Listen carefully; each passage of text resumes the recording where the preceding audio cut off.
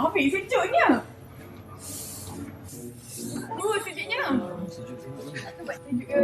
Betul lah jaket.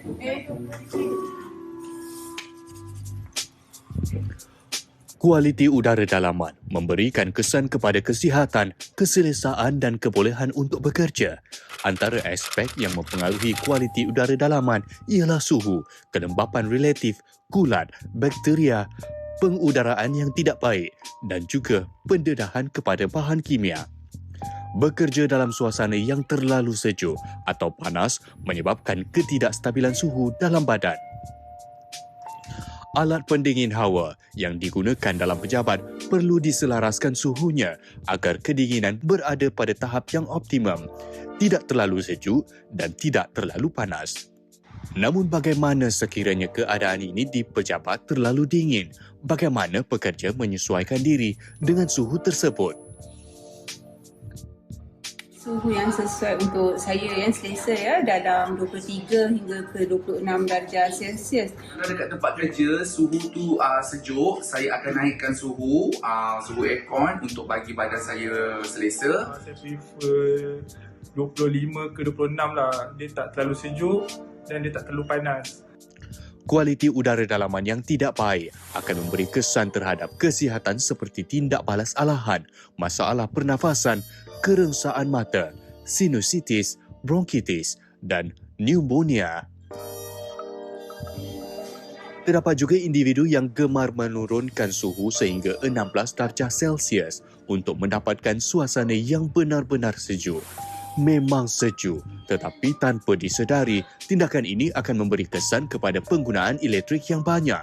Tetapi jika di pejabat pada ketika itu ramai, kami akan merendahkan sedikit suhu lah untuk keselesaan bersama. Ini kerana jika suhu yang tidak sesuai kita gunakan pun akan meningkatkan penggunaan tenaga elektrik.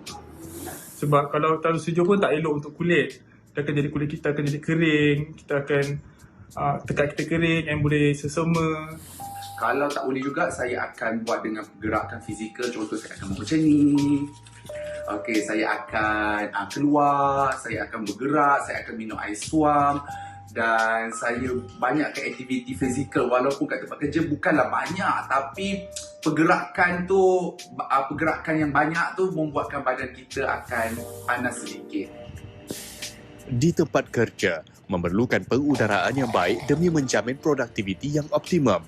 Menerusi Jabatan Keselamatan dan Kesihatan Pekerjaan, suhu udara dengan julat boleh diterima adalah pada 23 hingga 26 darjah Celsius. Juga Saranan Tenaga Nasional Berhad TNB memadai dengan menggunakan suhu di antara 24 hingga 26 darjah Celsius sahaja kerana kesannya tetap sama, iaitu mampu menyejukkan sesuatu ruang untuk keselesaan pengguna. Langkah proaktif juga perlu diambil oleh pihak bertanggungjawab dalam memastikan jaminan kesihatan pekerja diberikan sebaiknya. Ya, itu dia laporan dan juga pandangan daripada orang ramai. Ini berkaitan dengan keadaan suhu yang sejuk. Tadi memang kita nampak pun betul. kan. Tapi itu memang betul tahu. Office kami itu memang sangat-sangat sejuk. Seperti mana anda nampak beruap di bahagian pintu tu. Dapat rasakan kesejukannya. Kadang-kadang kita rasa macam sejuk ni best bila cuaca panas. Ramai orang. Jadi suhu tu kita dapat yang sesuai. Dan dia akan tapi jadi satu situasi bila kita dah keluar ni. Kat luar panas pula. Jadi untuk kita adapt dengan perubahan cuaca perubahan boleh suhu mengganggu kesihatan. Jadi sebab itulah kita nak bawakan kepada anda satu perbincangan ini dan kita nak mengalukan kehadiran Profesor Madya Dr. Muhammad Syarul Muhammad Nazir, Pensyarah Kanan Jabatan Sains Bumi dan Alam Sekitar UKM Universiti Kebangsaan Malaysia. Selamat datang Doktor. Terima kasih. Sejuk ke tidak pada pagi ini? Sejuk juga. Okey. Sejuk lah. Kalau kategori di studio kami ni sesuai ataupun tidak dengan beberapa orang sahaja yang berada di sini? Masa saya first masuk tadi memang agak sejuk lah. Agak sejuk dengan pejabat saya di UKM. Sangat sejuk. Kan. Take note.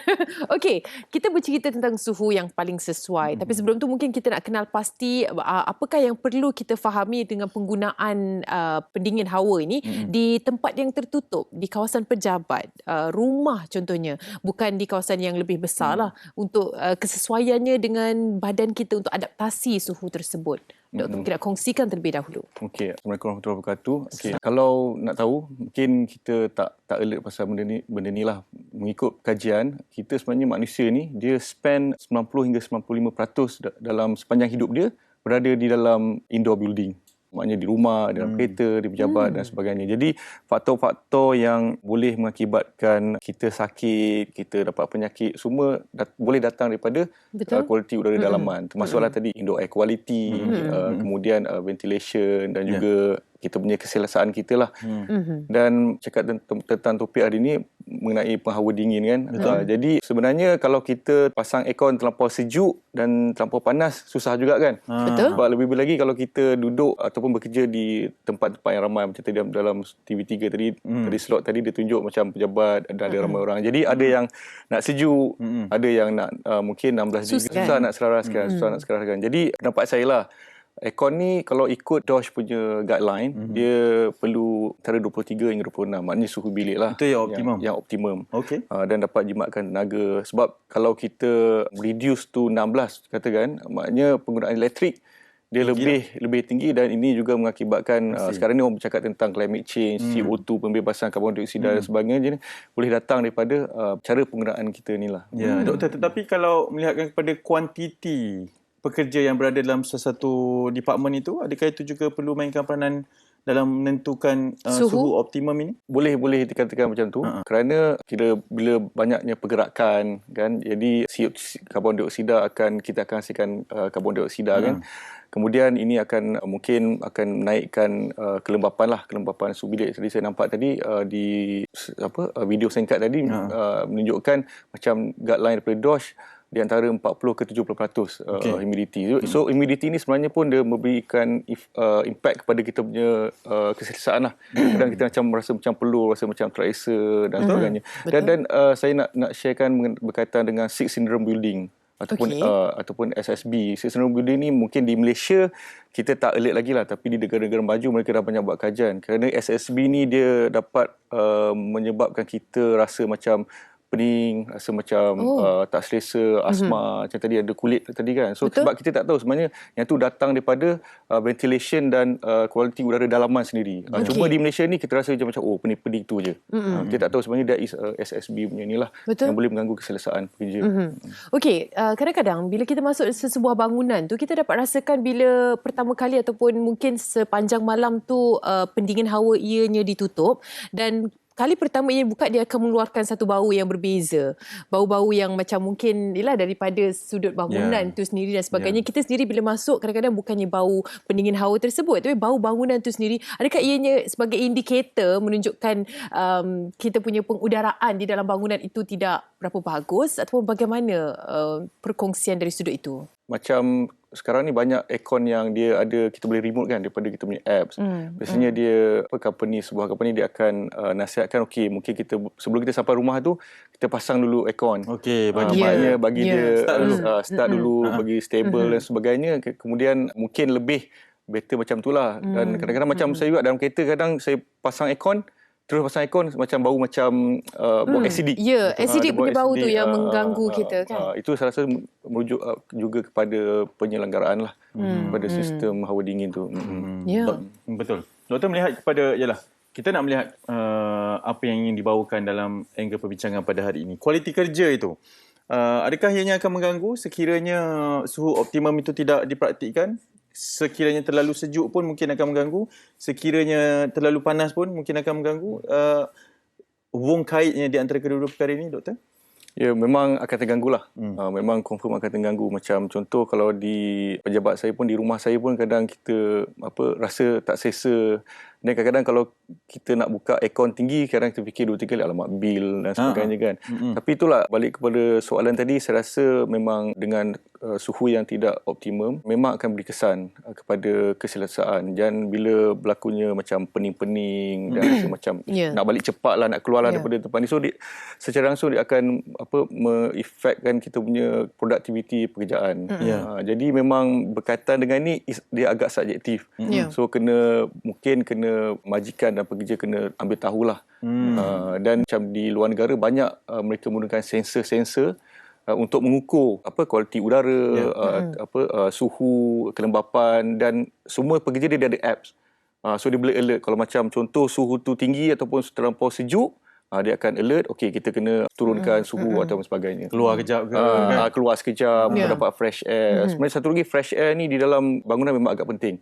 Mungkin kalau contoh di TV3 tapi kat sini tak ada tingkap kan. Kalau ada di office ada tingkap, kita buka tingkap supaya udara daripada luar dapat masuk, maknanya udara fresh lah. Udara segar masuk, dia akan macam dilutekan pollutants yang ada di dalam yang boleh efek pada batuk-batuk, pening kepala dan sebagainya.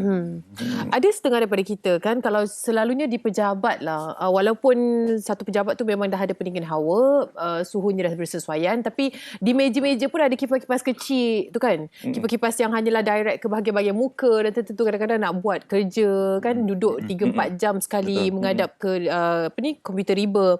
Apa kesannya penggunaan sekali pendingin hawa dan juga kipas yang digunakan dalam satu ruangan yang sama? Okey. Itulah kadang-kadang macam saya pun ada juga kawan, kadang saya sendiri, kadang pasang aircon, lepas tu pasang kipas juga. Ya. Sebenarnya Saya pun kadang-kadang begitu juga. Tak tahu kenapa. Dah dua-dua macam tu, saya pun begitu jugalah. Pening kepala. Apa impact je tu? Dia sebenarnya impact dia ialah, kalau bagi saya rasa lebih udara dia lebih macam selerak, boleh distribute dengan cepat. Kalau macam aircon, kadang-kadang kalau dia menghala ke arah kita, dia akan ke situ saja dan dia akan berselerak agak lambat sikit. So bila ada aircon ni, dia akan selerak dengan cepat. So akan lebih sejuk dekat setiap kawasan, di dapur ke ataupun di living hall dan sebagainya. Tapi yalah, kita akan menambah sikitlah bil elektrik kerana kita menggunakan. Tapi kalau macam di pejabat, kalau kita pakai fan kecil tu yang guna bateri, tidak ada masalah mengganggu lah. sangat kan. Tapi kesannya terhadap kesihatan ataupun badan, adakah kedua-duanya mengeluarkan benda yang boleh membahayakan ataupun bagaimana? Okey, yalah, kalau terlampau sejuk, katakan kita 16 kan, mungkin ni balik pada UK kan. So macam dah edited kan dengan UK punya cuaca juga. So balik sini waktu dengan pasang 16 dan dengan lagi kipas dan sebagainya. So ia mungkin menyebabkan macam kita macam sesama, macam tu sesama, batuk dan sebagainya lah. Terlalu kering kan, terlalu untuk kering, badan. Humidity yang biasalah doktor. Okey doktor, saya tertarik bila doktor cakap tadi mungkin di luar negara penggunaannya adalah kita tahu sendiri berkaitan dengan keadaan suhu, mereka ada aplikasi dan sebagainya kan untuk kita tahu benda-benda macam tu. Kita sendiri yang alert dengan keadaan semasa, kita tahu kondisi badan kita. Di Malaysia mungkin perlu sebegitu untuk kita tahu, kita tahu sekarang ni ni dah sejuk sangat dah ni untuk aku ni, aku kena keluar sekarang. Perlu kita sebegitu atau kita macam kita pakai je lah sweater selagi sedaya-daya tu, itulah kita. Kalau di UKM, kami di kumpulan minyak kami membangunkan sensor cost efficient lah, ataupun cost sensor yang murah, supaya kita dapat bawa ke mana-mana. Daripada sini, sensor ni kita boleh tahu suhu berapa, kelembapan berapa, lepas tu indoor air quality macam mana label dia, dan UKM pun kami ada beberapa yang pakar membuat apps. So kita akan sekalikan dengan apps supaya apps tu dapat memberitahu kita dan alert sekiranya berlaku macam contoh katakan macam ada kematian di dalam kenderaan seperti kes semalam kan. Itu adalah disebabkan keracunan karbon monoksida. Sebab karbon monoksida ni dia satu yang paling bahaya adalah dia tidak berbau, tidak berwarna dan kita tak sedar pun. Kadang kita bau dalam masa 3 minit kita dah meninggal lah. Jadi kita pengsan dan sebagainya. Jadi dengan adanya sensor yang murah, yang kecil, yang kita boleh letak dalam kenderaan. Sebab kes ni bagi saya, ingat tak dulu ada 5 orang wanita kan yang bukan kes pertama kali. Dan di Malaysia ni kita tak boleh nak salahkan rakyat juga, mungkin sebab cuaca.